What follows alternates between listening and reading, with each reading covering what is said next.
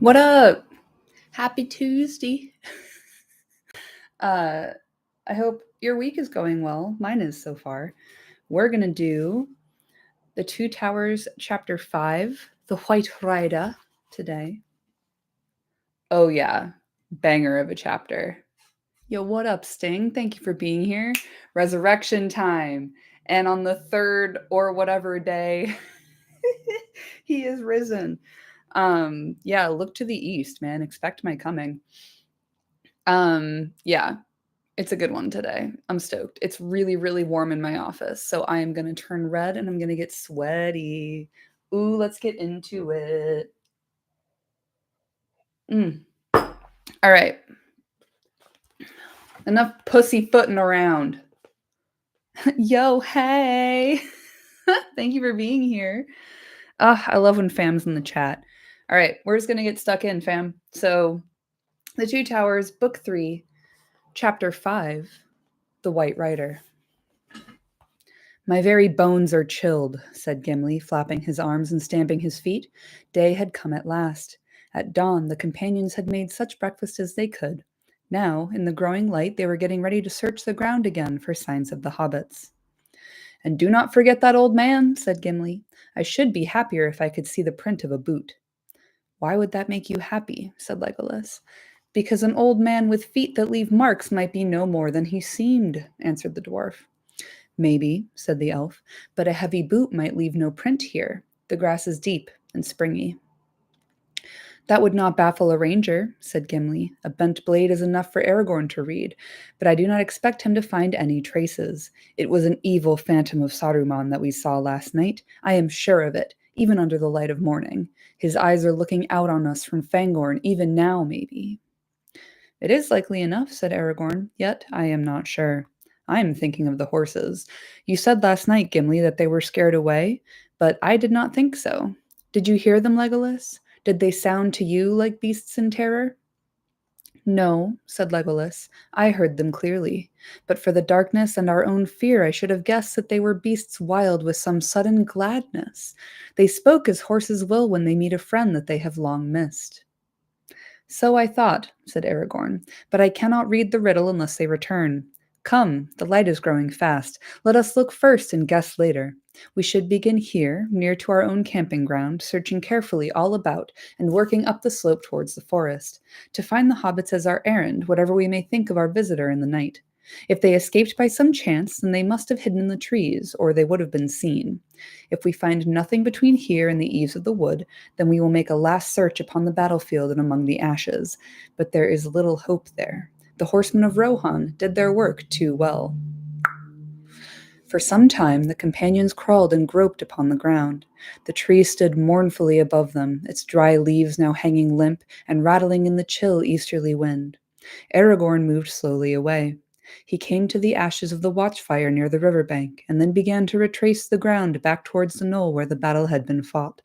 Suddenly he stooped and bent low with his face almost in the grass. Then he called to the others. They came running up. Here at last we find news, said Aragorn. He lifted up a broken leaf for them to see, a large pale leaf of golden hue, now fading and turning brown. Here is a malorn leaf of Lorien, and there are small crumbs on it, and a few more crumbs in the grass. And see, there are some pieces of cut cord lying nearby. And here is the knife that cut them, said Gimli. He stooped and drew out of a tussock into which some heavy foot had trampled it, a short, jagged blade. The haft from which it had been snapped was beside it. It was an orc weapon, he said, holding it gingerly, and looking with disgust at the carved handle. It had been shaped like a hideous head with squinting eyes and leering mouth. Well, here is the strangest riddle that we have yet found, exclaimed Legolas. A bound prisoner escapes both from the orcs and from the surrounding horsemen. He then stops, while still in the open, and cuts his bonds with an orc knife. But how, and why? For if his legs were tied, how did he walk? And if his arms were tied, how did he use the knife? And if neither were tied, why did he cut the cords at all? Being pleased with his skill, he then sat down and quietly ate some waybread. That at least is enough to show that he was a hobbit, without the malorn leaf. Got his ass. After all, I suppose, he turned his arms into wings and flew away singing into the trees. It should be easy to find him. We only need wings ourselves. Fucking Sarcasm. Oh my god, Legolas. Come on, dude. There was sorcery here, right enough, said Gimli. What was that old man doing? What have you to say, Aragorn, to the reading of Legolas? Can you better it? Maybe I could, said Aragorn, smiling. There are some other signs near at hand that you have not considered. I agree that the prisoner was a hobbit and must have had either legs or hands free before he came here. I guess that it was hands, because the riddle then becomes easier, and also because, as I read the marks, he was carried to this point by an orc. Blood was spilled there, a few paces away, orc blood. There are deep prints of hoofs all about this spot, and signs that a heavy thing was dragged away. The orc was slain by horsemen, and later his body was hauled to the fire. But the hobbit was not seen. He was not in the open, for it was night, and he still had his elven cloak. He was exhausted and hungry, and it is not to be wondered at that, when he had cut his bonds with the knife of his fallen enemy, he rested and ate a little before he crept away. But it is a comfort to know that he had some lembas in his pocket, even though he ran away without gear or pack. That, perhaps, is like a hobbit. I say he, though I hope and guess that both Merry and Pippin were here together. There is, however, nothing to show that for certain. And how do you suppose either of our friends came to have a hand free? Asked Gimli. I do not know how it happened, answered Aragorn, nor do I know why an orc was carrying them away. Not to help them to escape, we may be sure. Nay, rather, I think that I now begin to understand a matter that has puzzled me from the beginning. Why, when Boromir had fallen, were the orcs content with the capture of Merry and Pippin? They did not seek out the rest of us, nor attack our camp, but instead they went with all speed towards Isengard. Did they suppose they had captured the ring-bearer and his faithful comrade? I think not. Their masters would not dare to give such plain orders to orcs, even if they knew so much themselves. They would not speak openly to them of the ring. They are not trusty servants. But I think the orcs had been commanded to capture hobbits, alive, at all costs. An attempt was made to slip out with the precious prisoners before the battle. Treachery, perhaps. Likely enough with such folk. Some large and bold orc may have been trying to escape with the prize alone, for his own ends. There, that is my tale. Others might be devised, but on this we may count in any case. One at least of our friends escaped. It is our task to find him and help him before we return to Rohan. We must not be daunted by Fangorn, since need drove him into that dark place. I do not know which daunts me more, Fangorn or the thought of the long road through Rohan on foot, said Gimli. Then let us go to the forest, said Aragorn. All right, chat, what you saying? I was just watching a VOD of the chapter A Conspiracy Unmasked and was wondering what about Merry and Pippin makes you love them so much. Oh, buddy. How much time do you have? I mean, I'm in the middle of working on a video about why I love Pippin so much. I just recently released an almost 2-hour-long video about why I love Merry so much. There are several many layers to why I like them both so much, but essentially it's like if I really had to boil it down and try and be succinct about it without wasting everyone's time here today, I would say that there are 4 hobbits in the story. There are the 2 ring-bearing type of questing hobbits, Frodo and Sam, and then there are 2 additional guys here who are like fun-loving, fun-having besties of Frodo, and they just come along because they love their friend and they continue to insist that they be included because they love their friend. And I think their presence in the text gives Tolkien a lot of space to kind of highlight the things that he found endearing and fun and hilarious about hobbits, which is how they talk, how they relate to other people. Their kind of relentless and unquenchable positivity, and then also like how they're really difficult to kill. Like hobbits have a shitload of hit points, and both Merry and Pippin demonstrate these strengths at different points throughout the narrative. And I've always personally found them very appealing. Like when I first read the book, I related a lot to Pippin because I was like fucking 11 years old or something, 10 or 11 when I first tried to read The Lord of the Rings. And I was like, oh, there's a character who doesn't seem to know which way is up. Same. Like, I have no idea what's going on here. So I related to that kind of perspective. And then I also just think they're terribly funny. I think they're both fucking hilarious. Like the sarcasm, the sense of irony, the kind of They keep the tone light even when shit's really, really dark. Asterisk there. But yeah, I will go into much more detail in the video about Pippin that I'm working on currently. It's taking me a while because it's going to be a long fucking video because I have a lot of strong feelings on the matter. Um, but yeah, to me, there are two characters that don't need to be in the narrative, but I'm really glad that they are. And in terms of not needing to be in the narrative, they're not carrying a ring to Mordor, but they are there in a supportive capacity for their pal. And then they continue being involved even when they're not with Frodo because they need to see what happens. And they both end up playing really major roles in the success of the quest. Like, if they were not part of the journey, shit would not have worked out the same way. I'm very positive about that. But yes, thank you for asking. They're my two favorite boys. I'm glad you think it's sweet. I love them a lot. The other reason I like them is because they're literally the Hobbit PR team. Uh, in that most characters who are meeting hobbits for the first time, which is most of the characters in the book, they're not meeting Frodo or Sam, they're meeting Merry or Pippin. So, like, how utterly delightful is it to imagine that the majority of, like, people in Rohan, people in Gondor, when they think of what a hobbit is or a halfling, they think of Merry or Pippin. That fucking cracks me up. I just think they're fun. I just think they're a couple of fun guys. So that's where they're my favorites. I like all the hobbits, but like genuinely, like I shouldn't have started talking about this because now I just want to keep talking about that. We're in the middle of a chapter. I need to keep reading this chapter, but Pippin video coming. I'll get into it there. I spent like 2 hours yesterday handwriting notes out. I find it funny that in the movies, Merry and Pippin basically stumbled upon Frodo and Sam and went on the longest detour of all time. Like, what must their family have thought while they were gone? Sting, exactly. I hear you. I feel it. Uh, again, watch my Merry video. If you have 2 hours, watch that one because I talk about this in that one. Where like, yeah, both in the book and in the movie, they're like, they kind of just drop everything and go.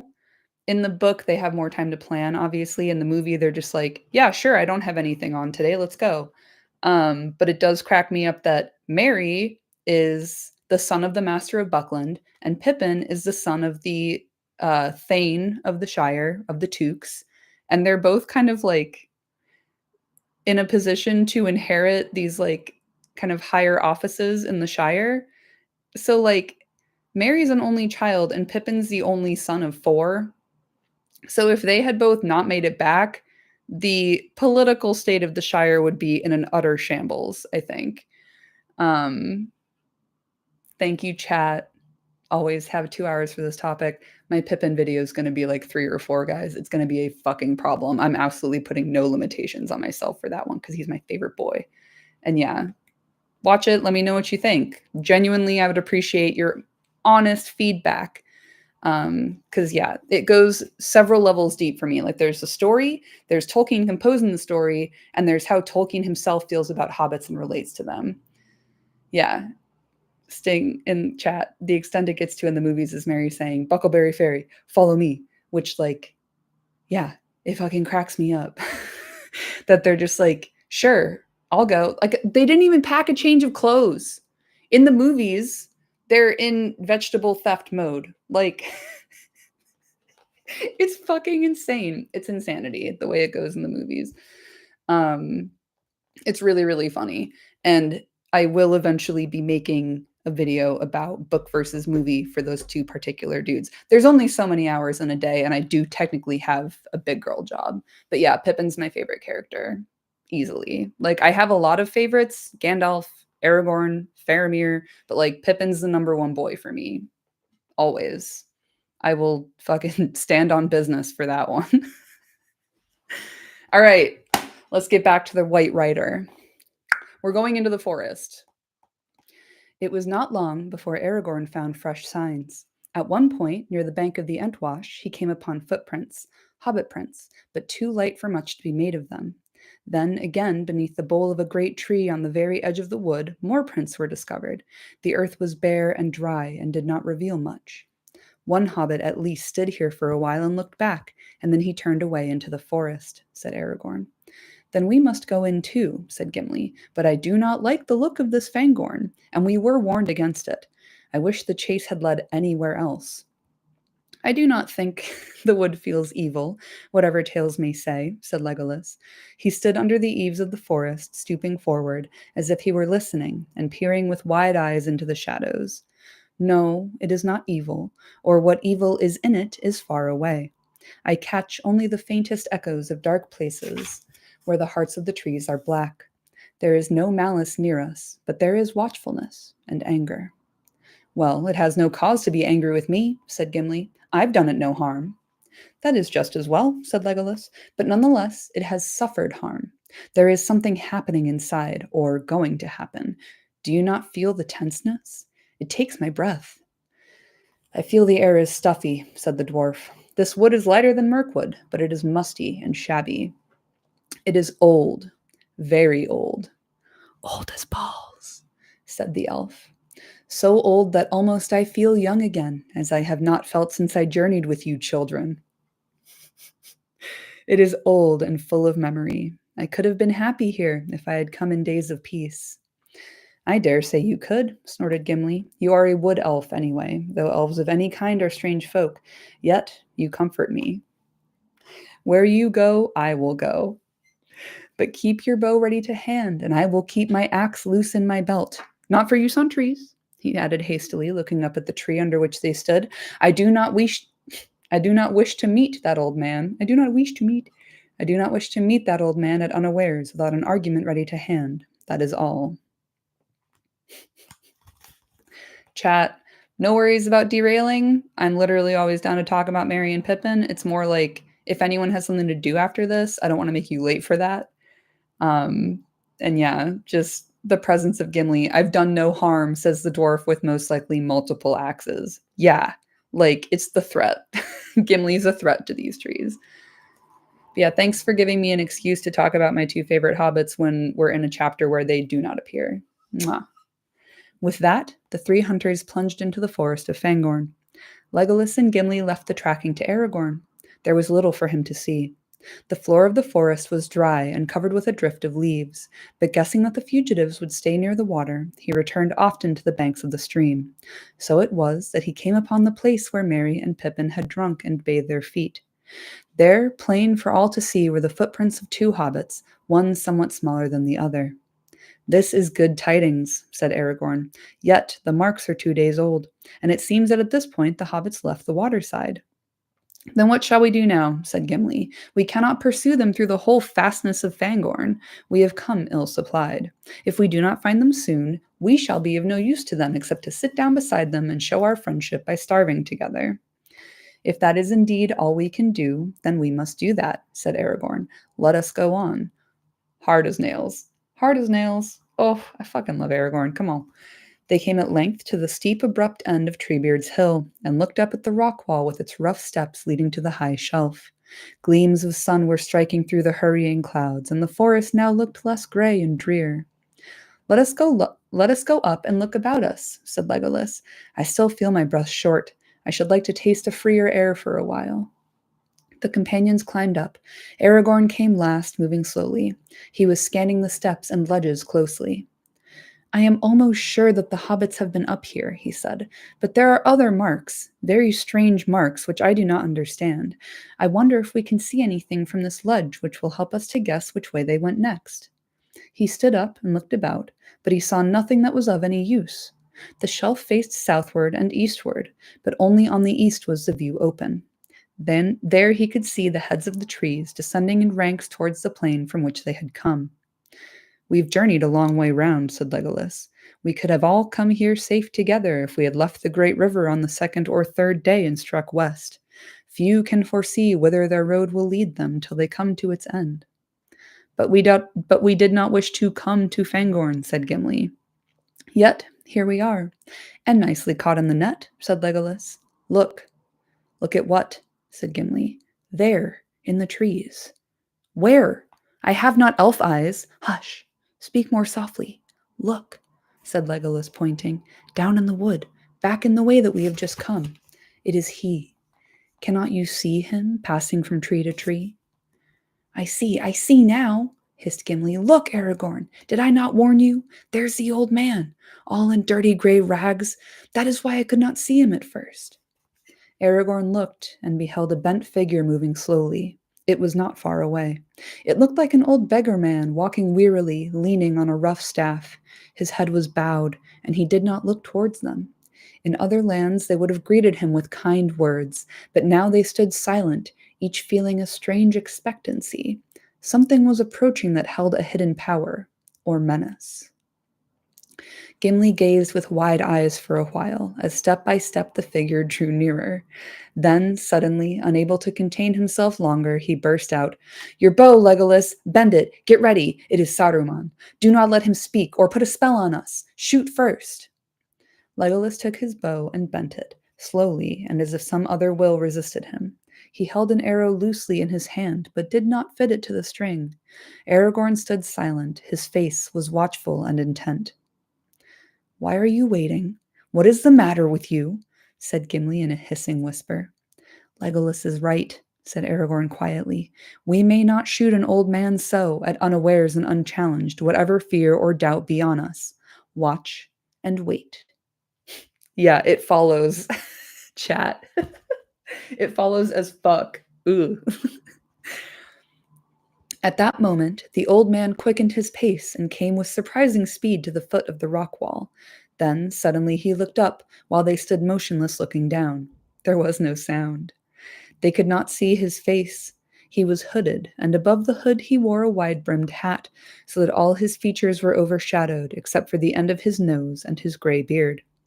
Yet it seemed to Aragorn that he caught the gleam of eyes keen and bright from within the shadow of the hooded brows. At last, the old man broke the silence. Well met indeed, my friends, he said in a soft voice. I wish to speak to you. Will you come down, or shall I come up? Without waiting for an answer, he began to climb. Now, cried Gimli, stop him, Legolas. Did I not say that I wished to speak to you? Said the old man. Put away that bow, Master Elf. The bow and arrow fell from Legolas's hands, and his arms hung loose at his sides. And you, Master Dwarf, pray take your hand from your axe haft till I am up. You will not need such arguments. Gimli started, and then stood still as stone, staring, while the old man sprang up the rough steps as nimbly as a goat. All weariness seemed to have left him. As he stepped up onto the shelf, there was a gleam, too brief for certainty, a quick glint of white, as if some garment shrouded by the gray rags had been for an instant revealed. The intake of Gimli's breath could be heard, as loud as a hiss in the silence. Well met, I say again, said the old man, coming towards them. When he was a few feet away, he stood, stooping over his staff, with his head thrust forward, peering at them from under his hood. And what may you be doing in these parts? An elf, a man, and a dwarf, all clad in elvish fashion. No doubt there is a tale worth hearing behind it all. Such things are not often seen here. You speak as one that knows Fangorn well, said Aragorn. Is that so? Not well, said the old man. That would be the study of many lives. But I come here now and again. Might we know your name, and then hear what it is that you have to say to us? Said Aragorn. The morning passes, and we have an errand that will not wait. Like, can you hurry it up?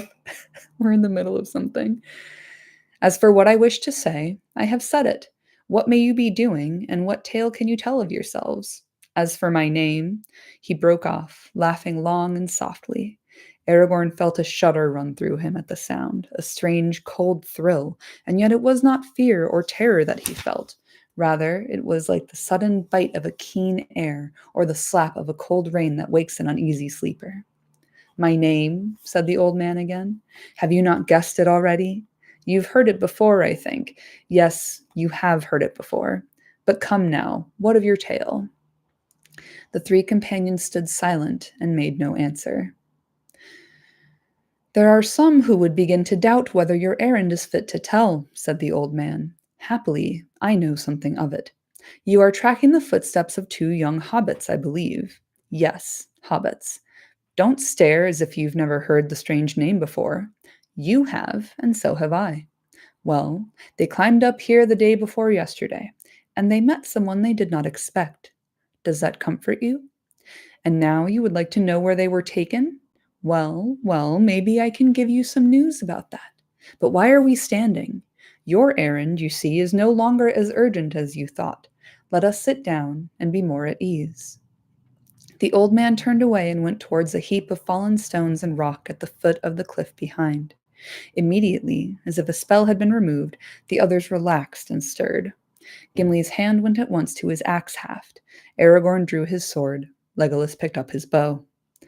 The old man took no notice, but stooped and sat himself on a low, flat stone. Then his gray cloak drew apart, and they saw beyond doubt that he was clothed beneath in all white.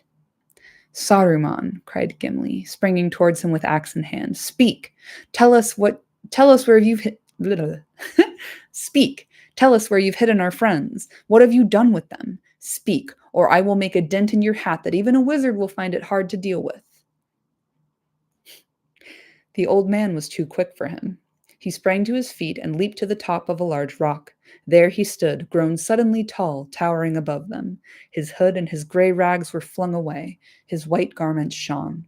He lifted up his staff, and Gimli's axe leaped from his grasp and fell ringing on the ground. The sword of Aragorn, stiff in his motionless hand, blazed with a sudden fire. Legolas gave a great shout and shot an arrow high into the air. It vanished in a flash of flame. Mithrandir, he cried, Mithrandir. Well met, I say to you again, Legolas, said the old man. They all gazed at him. His hair was white as snow in the sunshine, and gleaming white was his robe. The eyes under his deep brows were bright, piercing as the rays of the sun. Power was in his hand. Between wonder, joy, and fear they stood, and found no words to say. At last Aragorn stirred. Gandalf, he said, beyond all hope you returned to us in our need. What veil was over my sight? Gandalf! Gimli said nothing, but sank to his knees, shading his eyes. Ron in chat, white after Labor Day, Gandalf, what is this fashion abomination? That's why they thought he was Saruman. Gandalf would never. Gandalf, the old man repeated, as if recalling from old memory a long disused word. Yes, that was the name. I was Gandalf. He stepped down from the rock, and picking up his gray cloak, wrapped it about him. It seemed as if the sun had been shining, but now was hid in cloud again. Yes, you may still call me Gandalf, he said, and the voice was the voice of their old friend and guide. Get up, my good Gimli. No blame to you, and no harm done to me. Indeed, my friends, none of you have any weapon that could hurt me. Be merry. We meet again. At the turn of the tide. The great storm is coming, but the tide has turned. He laid his hand on Gimli's head, and the dwarf looked up and laughed suddenly. Gandalf, he said, but you're all in white. Yes, it's my wedding day, Gimli. Yes, I am white now, said Gandalf. Indeed, I am Saruman, one might almost say. Saruman as he should have been. But come now, tell me of yourselves. I have passed through fire and deep water since we parted. I have forgotten much that I thought I knew, and learned again much that I had forgotten. I can see many things far off, but many things that are close at hand I cannot see. Tell me of yourselves. Just a quick note. I like the very subtle kind of invocation of Gandalf's ring. Narya, I think it's called. The fire ring that he wears. The sword of Aragorn blazed with sudden fire. Legolas gave a great shout and shot an arrow high into the air. It vanished in a flash of flame. So to me, that's kind of like Gandalf's calling card. I think it's nice. Thank you. Narya's right. I love to be right about stuff off the dome. What do you wish to know? Said Aragorn. All that has happened since we parted on the bridge would be a long tale. Will you not first give us news of the hobbits? Did you find them, and are they safe? Aragorn. No, I did not find them, said Gandalf. There was a darkness over the valleys of the Emyn Muil, and I did not know of their captivity until the eagle told me. The eagle, said Legolas. I have seen an eagle high and far off. The last time was 3 days ago, above the Emyn Muil. Yes, said Gandalf. That was Gwaihir the Windlord, my fucking boy, who rescued me from Orthanc. I sent him before me to watch the river and gather tidings. His sight is keen, but he cannot see all that passes under hill and tree. Some things he has seen, and others I have seen myself. The ring now has passed beyond my help, or the help of any of the company that set out from Rivendell. Very nearly it was revealed to the enemy, but it escaped. I had some part in that, for I sat in a high place, and I strove with the dark tower, and the shadow passed. Then I was weary, very weary, and I walked long in dark thought. Then you know about Frodo, said Gimli. How do things go with him? I cannot say. He was saved from a great peril, but many lie before him still. He resolved to go alone to Mordor, and he set out. That is all I can say. Not alone, said Legolas. We think that Sam went with him. Did he? Said Gandalf, and there was a gleam in his eye and a smile on his face. Did he indeed? It is news to me, yet it does not surprise me. Good. Very good. You lighten my heart. You must tell me more. Now sit by me and tell me the tale of your journey. Oh, so cute. I love when we get the band back together. The companion sat on the ground at his feet, and Aragorn took up the tale. For a long while Gandalf said nothing, and he asked no questions. His hands were spread upon his knees, and his eyes were closed. At last, when Aragorn spoke of the death of Boromir and of his last journey upon the great river, the old man sighed. You have not said all that you know or guess, Aragorn, my friend, he said quietly. Poor Boromir. I could not see what happened to him. It was a sore trial for such a man, a warrior and a lord of men. Galadriel told me that he was in peril. But he escaped in the end. I am glad. It was not in vain that the young hobbits came with us, if only for Boromir's sake. But that is not the only part they have to play. They were brought to Fangorn, and their coming was like the falling of small stones that starts an avalanche in the mountains. Even as we talk here, I hear the first rumblings. Saruman had best not be caught away from home when the dam bursts. Okay, another quick aside. Sting, because you asked me about why I like Merry and Pippin so much. One of the major themes in the book is what Elrond says to Gandalf in Rivendell. Something about such is the way of things that move the wheels of the world. Small hands do them because they must, while the eyes of the great are elsewhere. Talk about small hands. Like the two secondary hobbits. I take issue with my own use of that phrase, but for brevity's sake. Their coming is like the falling of small stones that starts an avalanche. That's giving small hands doing great deeds that move the wheels of the world. And that's their whole provenance, dog. They spend the whole quest with their little hands doing great things that change the course of the quest and ultimately lead to its success. But again, I have a fucking 2-hour-long video about this and soon to be another one, so check those out. Back to it. In one thing you have not changed, dear friend, said Aragorn. You still speak in riddles. What? In riddles? Said Gandalf. No, for I was talking aloud to myself. A habit of the old. They choose the wisest person present to speak to. The long explanations needed by the young are wearying. Fucking get 'em. He laughed, but the sound now seemed warm and kindly as a gleam of sunshine. I am no longer young, even in the reckoning of men of the ancient houses, said Aragorn. Will you not open your mind more clearly to me? Aragorn wants to sit at the adults' table, not the kids' table. Oh. What then shall I say? Said Gandalf, and paused for a while and thought. This, in brief, is how I see things at the moment, if you wish to have a piece of my mind as plain as possible. The enemy, of course, has long known that the ring is abroad, and that it is borne by a hobbit. He knows now the number of our company that set out from Rivendell, and the kind of each of us. But he does not yet perceive our purpose clearly. He supposes that we were all going to Minas Tirith, for that is what he would himself have done in our place. And according to his wisdom, it would have been a heavy stroke against his power. Indeed, he is in great fear, not knowing what mighty one may suddenly appear, wielding the ring and assailing him with war, seeking to cast him down and take his place. That we should wish to cast him down and have no one in his place is not a thought that occurs to his mind. That we should try to destroy the ring itself has not yet entered into his darkest dream, in which no doubt you will see our good fortune and our hope. For imagining war, he has set loose war, believing that he has no time to waste. For he that strikes the first blow, if he strikes it hard enough, may need to strike no more. So the forces that he has long been preparing, he is now setting in motion, sooner than he intended. Wise fool, for if he had used all his power to guard Mordor, so that none could enter, and bent all his guile to the hunting of the ring, then indeed hope would have faded. Neither ring nor bearer could long have eluded him. But now his eye gazes abroad rather than near at home, and mostly he looks towards Minas Tirith. Very soon now his strength will fall upon it like a storm. I love exposition, Gandalf, dude.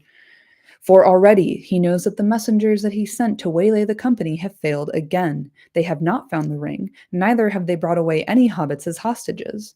Had they done even so much as that, it would have been a heavy blow to us, and it might have been fatal. But let us not darken our hearts by imagining the trial of their gentle loyalty in the Dark Tower, for the enemy has failed, so far, thanks to Saruman. Then is not Saruman a traitor? Said Gimli. Indeed, yes, said Gandalf, doubly. And is not that strange? Nothing that we have endured of late has seemed so grievous as the treason of Isengard. Even reckoned as a lord and captain, Saruman has grown very strong. He threatens the men of Rohan and draws off their help from Minas Tirith, even as the main blow is approaching from the east. Yet, a treacherous weapon is ever a danger to the hand. Saruman also had a mind to capture the ring for himself, or at least to snare some hobbits for his evil purposes.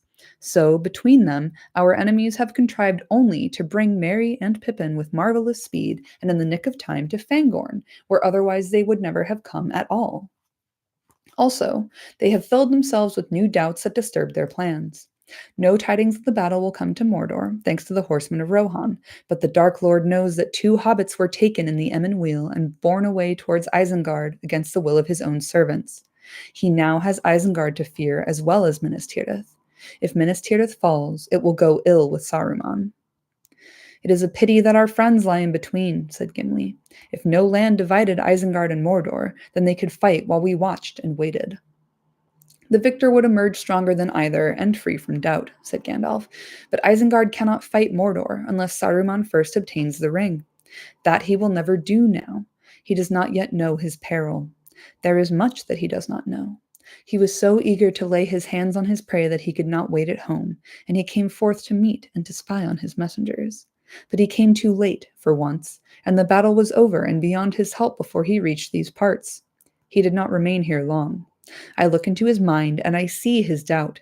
He has no woodcraft. He believes that the horsemen slew and burned all upon the field of battle, but he does not know whether the orcs were bringing any prisoners or not.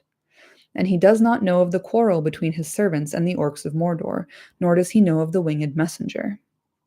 The winged messenger, cried Legolas. I shot at him with the bow of Galadriel above Sarn Gabir, and I felled him from the sky. He filled us all with fear. What new terror is this? Hang on, I need to let my dog in. Hello? Yeah, okay. All right. You can come hang out. Noodle is here to keep me safe.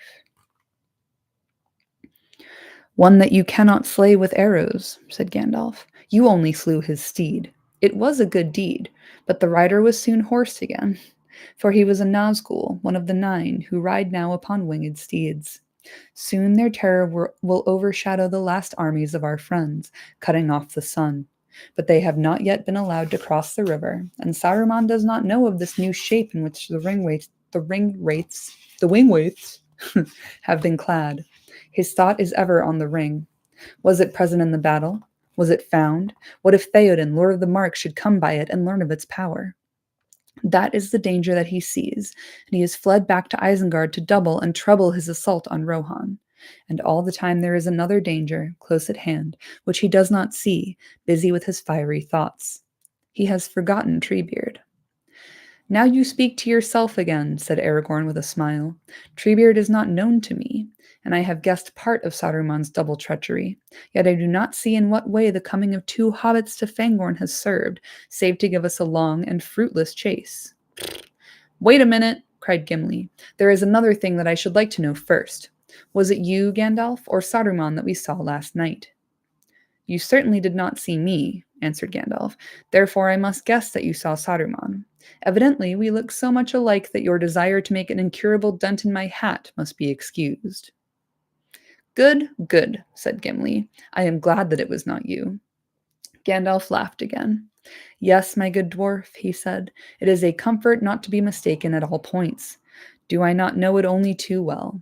But, of course, I never blamed you for your welcome of me. How could I do so, who have so often counseled my friends to suspect even their own hands when dealing with the enemy? Bless you, Gimli, son of Glowing. Maybe you will see us both together one day and judge between us. But the hobbits, Legolas broke in. We have come far to seek them, and you seem to know where they are. Where are they now? With Treebeard and the Ents, said Gandalf. The Ents, exclaimed Aragorn. Then there is truth in the old legends about the dwellers in the deep forests and the giant shepherds of the trees. Are there still Ents in the world? It's like, yeah, dude, I just said that there are Ents. Come on. I thought they were only a memory of ancient days, if indeed they were ever more than a legend of Rohan. Okay, dog, you're gonna come sit on my lap because you're being a little pest. You're being a little pest. Let's get you up here. Let's get you right up here. Come here. Come on. I know you don't like being picked up. I know. Come here. Come here. Come here. Come here. Oh, come on. Come on. I'm gonna get you. I'm gonna get you. I'm gonna get you. I'm gonna get you. Come here. You know, I'm literally live streaming, babe. This is not the time to be dramatic. Come on. You're silly. You're a silly girl. All right. I would like you to sit on my lap, but I have to pick you up to do that, and you won't let me pick you up. Sorry about that, fam. Yeah. In this bit, Gandalf is like, I don't know what the fuck y'all are so upset about. I don't know what you're talking about. I wasn't joking around. It's like, yeah, you were, dude. Like, you're still trolling. Such a troll. You're going to come here. I'm going to get you. I'm going to get you. Come here. Come here. You don't. Scoop. Oh, gotcha. Yes. Yeah. I got her. So this is my dog. She's called Noodle. She's a rescue. And she's going to sit with me while I read the rest of this chapter because she was insisting. All right. We think she's a Malinois Podenco mix. She's from Spain. Okay. She'll sit with me while I finish this. All right. Are there still Ents in the world? I thought they were only a memory of ancient days, if indeed they were ever more than a legend of Rohan. A legend of Rohan? Cried Legolas. Nay, every elf in Wilderland has sung songs of the old Onodrim and their long sorrow. Yet even among us they are only a memory.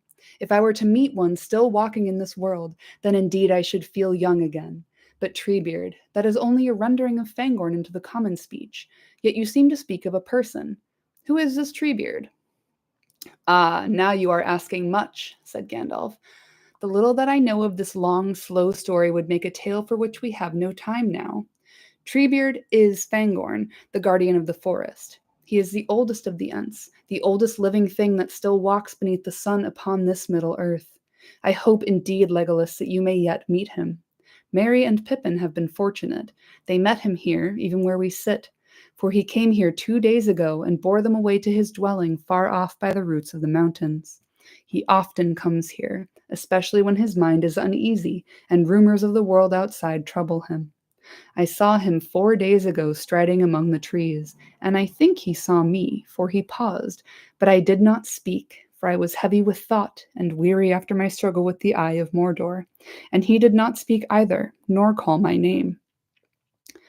Which, really quick, in the previous chapter, the Treebeard chapter, when Merry and Pippin first meet him, they're talking about Gandalf in the past tense, and Treebeard's like, yo, you speak of him as if he was part of a story and is no longer. And they're like, yeah, he fell. And Treebeard's like, I don't know what to say. And he says that because he literally saw Gandalf. He's like, you guys are mistaken, but I'm not going to say that for certain. Very good.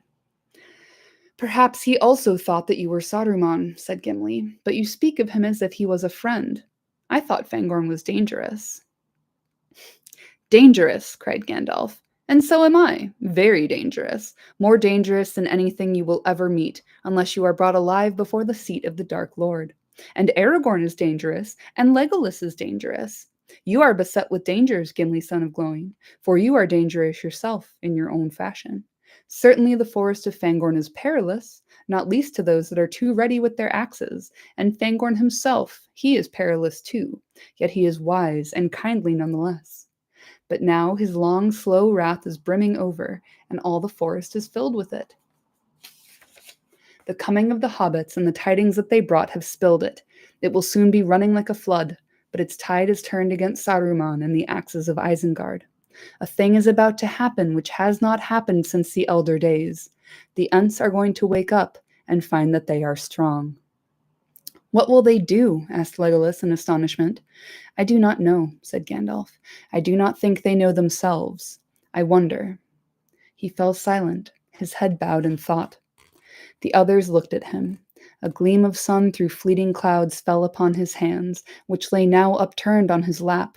They seemed to be filled with light as a cup is with water. At last he looked up and gazed straight at the sun. The morning is wearing away, he said.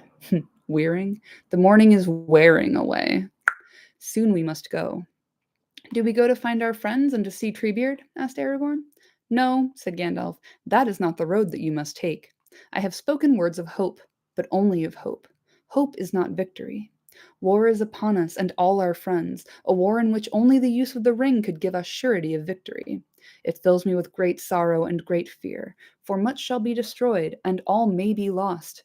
I am Gandalf, Gandalf the White, but black is mightier still. Not all evils can be overcome, fam. He rose and gazed out eastward, shading his eyes as if he saw things far away that none of them could see. Then he shook his head. No, he said in a soft voice, it has gone beyond our reach. Of that at least let us be glad. We can no longer be tempted to use the ring. We must go down to face a peril near despair, yet that deadly peril is removed. He turned.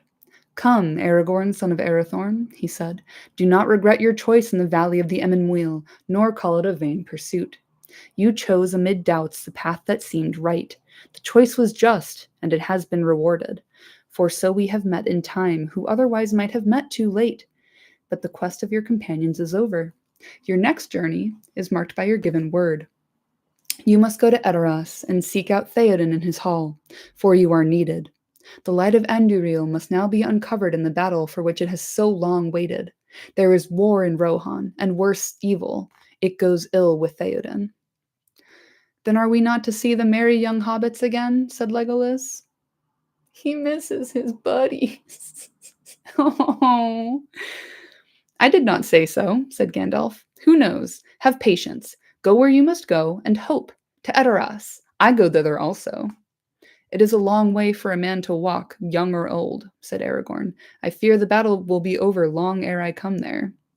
We shall see, said Gandalf. Will you come now with me? Speaking of riddles and rhymes? Yes, we will set out together, said Aragorn, but I do not doubt that you will come there before me, if you wish.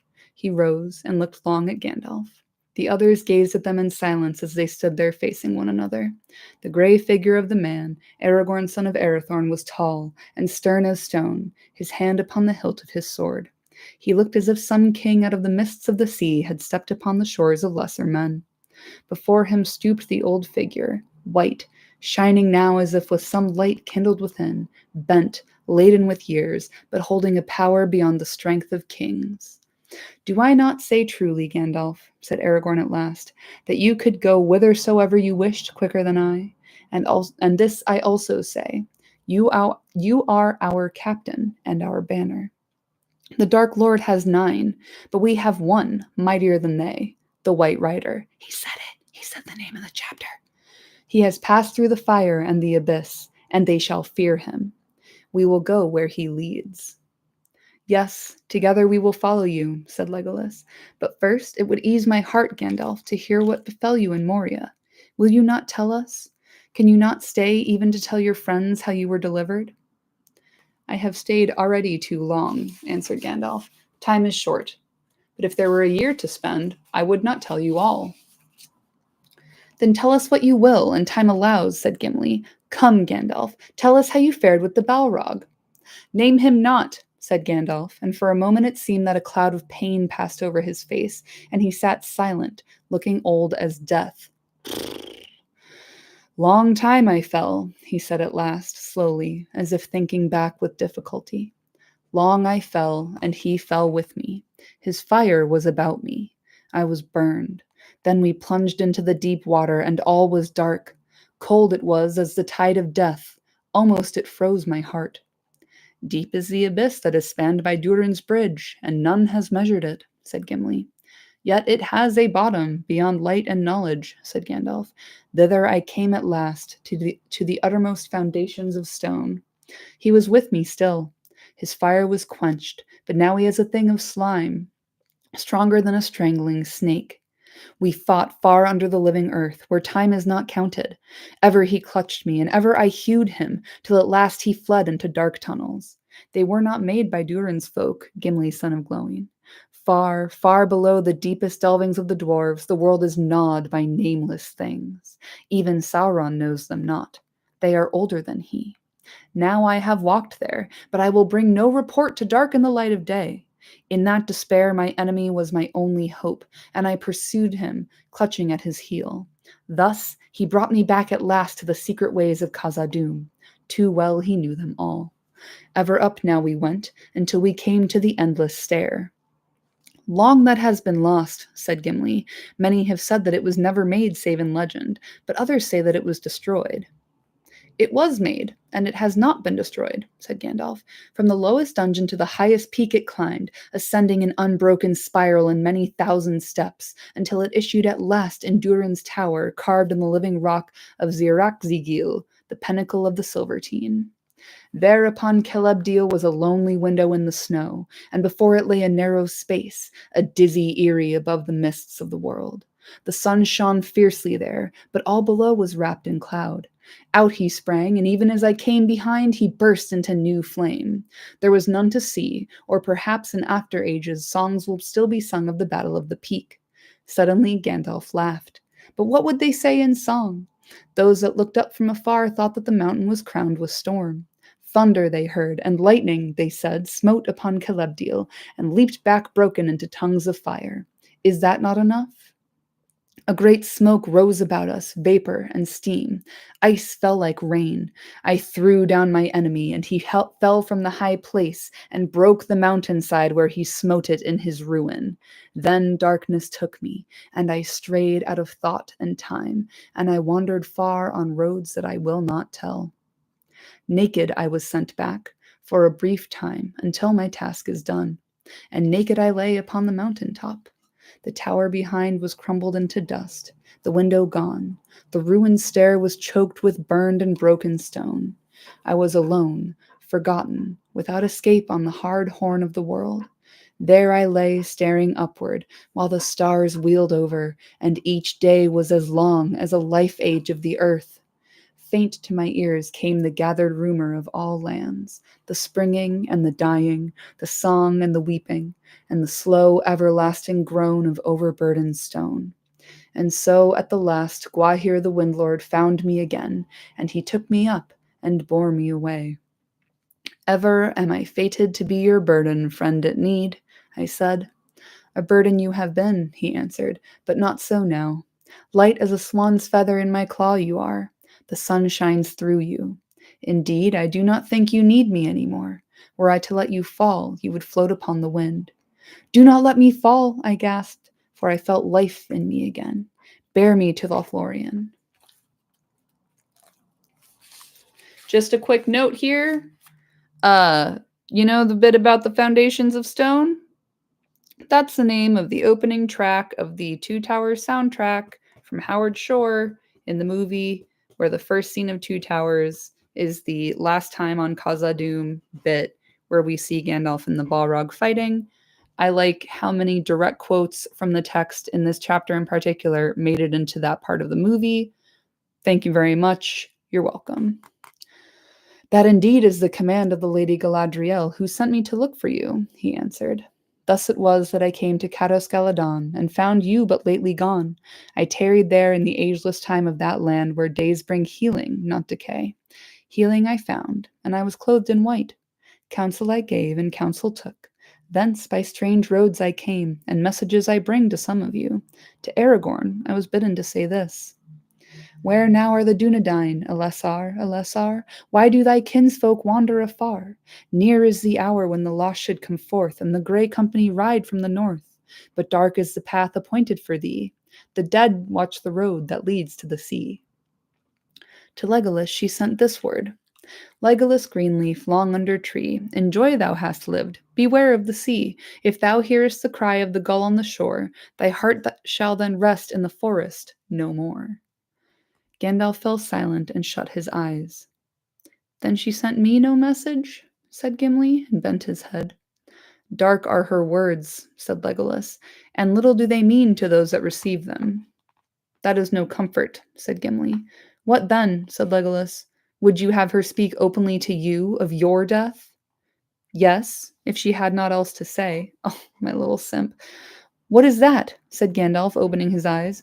Yes, I think I can guess what her words may mean. Your pardon, Gimli. I was pondering the messages once again. But indeed, she sent words to you, and neither dark nor sad. To Gimli, son of Glowing, she said, give his lady's greeting. Lockbearer, wherever thou goest, my thought goes with thee. But have a care to lay thine axe to right tree. Oh, I know you want to eat that fly so bad. In happy hour you have returned to us, Gandalf, cried the dwarf, capering as he sang loudly in the strange dwarf tongue. Come, come, he shouted, swinging his axe. Since Gandalf's head is now sacred, let us find one that is right to cleave. That will not be far to seek, said Gandalf, rising from his seat. Come, we have spent all the time that is allowed to a meeting of parted friends. Now there is need of haste. I like that when Gimli is excited, he wants to do murder. He wrapped himself again in his old tattered cloak and led the way. Following him, they descended quickly from the high shelf and made their way back through the forest, down the bank of the Entwash. They spoke no more words until they stood again upon the grass beyond the eaves of Fangorn. There was no sign of their horses to be seen. They have not returned, said Legolas. It will be a weary walk. Do you want to get down? Ow. Ow, Noodle. Ouch. Oh, your little bony feet. Ah. I shall not walk. Time presses, said Gandalf. Then, lifting up his head, he gave a long whistle. So clear and piercing was the note that the others stood amazed to hear such a sound come from those old bearded lips. 3 times he whistled, and then faint and far off it seemed to them that they heard the whinny of a horse borne up from the plains upon the eastern wind, in slow motion. They waited wondering. Before long there came the sound of hoofs, at first hardly more than a tremor of the ground, perceptible only to Aragorn as he lay upon the grass, then growing steadily louder and clearer to a quick beat. There is more than one horse coming, said Aragorn. Certainly, said Gandalf. We are too great a burden for one. Like, yeah, idiot.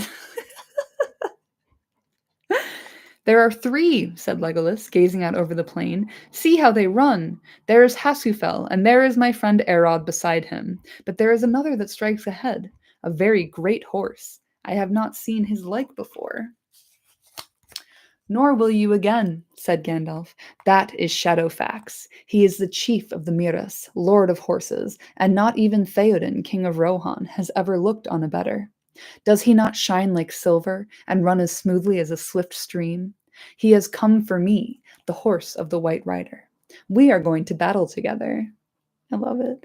Even as the old wizard spoke, the great horse came striding up the slope towards them. His coat was glistening, and his mane flowing in the wind of his speed. Ooh, there's a huge fly in here. The 2 others followed, now far behind. As soon as Shadowfax saw Gandalf, he checked his pace and whinnied loudly. Then, trotting gently forward, he stooped his proud head and nuzzled his great nostrils against the old man's neck. Gandalf caressed him. It is a long way from Rivendell, my friend, but you are wise and swift and come at need. Far let us ride now together, and part not in this world again. It's giving Breath of the Wild when you whistle for your horse, and he comes from oh so very far away. Soon the other horses came up and stood quietly by, as if awaiting orders. We go at once to Meduseld, the hall of your master Theoden, said Gandalf, addressing them gravely. They bowed their heads. Time presses, so, with your leave, my friends, we will ride. We beg you to use all the speed that you can. Hasufel shall bear Aragorn and Erod Legolas. I will set Gimli before me, and by his leave Shadowfax shall bear us both. We will wait now only to drink a little. Now I understand a part of last night's riddle, said Legolas, as he sprang lightly upon Erod's back. Whether they fled at first in fear or not, our horses met Shadowfax, their chieftain, and greeted him with joy. Did you know that he was at hand, Gandalf? Yes, I knew, said the wizard. I bent my thought upon him, bidding him to make haste, for yesterday he was far away in the south of this land. Swiftly may he bear me back again. Gandalf now spoke to Shadowfax, and the horse set off at a good pace, yet not beyond the measure of the others. After a little while, he turned suddenly, and choosing a place where the banks were lower, he waded the river, and then led them away due south into a flat land, treeless and wide. The wind went like gray waves through the endless miles of grass. There was no sign of road or track, but Shadowfax did not stay or falter. He is steering a straight course now for the halls of Theoden under the slopes of the White Mountains, said Gandalf. It will be quicker so.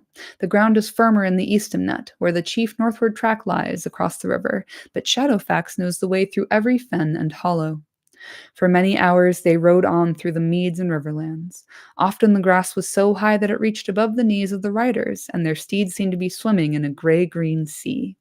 They came upon many hidden pools and broad acres of sedge waving above wet and treacherous bogs. But Shadowfax found the way, and the other horses followed in his swath. Slowly, the sun fell from the sky down into the west. Looking out over the great plain, far away, the riders saw it for a moment like a red fire sinking into the grass.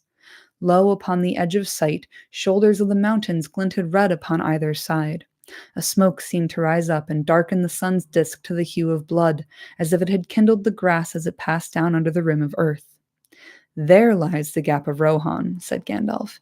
It is now almost due west of us. That way lies Isengard. I see a great smoke, said Legolas. What may that be? Battle and war, said Gandalf. Ride on. And that's the end of that chapter. We did it. Next week, we got the King of the Golden Hall. It only gets better. We're off at a breakneck pace, fam. Can you believe the entire first book was all about hobbits? And now we're on book 3, and we're all the way in Fangorn, getting a Gandalf upgrade, getting a steed upgrade, getting some news, understanding what the fuck happened to Gandalf. I love it. It's so good. And again, like, I really appreciate how much of this chapter in particular is like directly quoted in the movies. They really did make a good effort. They gave it the old college try with this one. I like it a lot. So yeah. I made a lot of little side comments while I was reading, so I don't think I've really missed anything out. But yeah, I like the kind of explanation Gandalf gives. It's like, if it's not clear to you right now, here's how Sauron is kind of thinking about things. Here's how Saruman is thinking about things. Here's how they keep tripping on their own dicks at every possible turn. And that's where our sense of hope comes from. And we got to keep on going with it. I'm glad you had fun. Thank you for coming. I appreciate you being here. But yeah, so we're going to roll on the King of the Golden Hall next week. Quite a short chapter, I think. And then we just keep cranking. We're getting right through it, fam. Soon we'll be on book 4 back with Frodo and Sam. So thank you again for joining me. If you have any interest in knowing further about my feelings about hobbits, I've got 2 videos so far, all about hobbits and their bullshit, on my channel. So check those out, and I will let y'all know when I'll be back next week. So thank you again for joining me. I appreciate you as always. Shout out to Noodle for keeping my lap warm. I'm glad y'all got to see my girl, so you understand who comes a knocking and how I cannot resist her little face. But yeah, I'll let y'all know when I'm going to be here next week, and I can't wait to see you then. Have a good day. Have a good week. Thank you, as always, for joining me, and I'll see you soon. Right on.